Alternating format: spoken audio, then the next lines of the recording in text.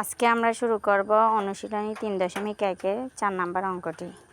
এখানে 4 নম্বর অঙ্কের মধ্যে a + b = 9m এবং ab = 18m² হলে a - b এর মান কত বের করতে বলা হয়েছে। তাহলে দেখা যাচ্ছে যে আমাদের a - b একটা সূত্র আছে, a - b² = a² a + b² - 4ab। আমরা এই সূত্রটি ব্যবহার করে অঙ্কটি সমাধান করতে পারি।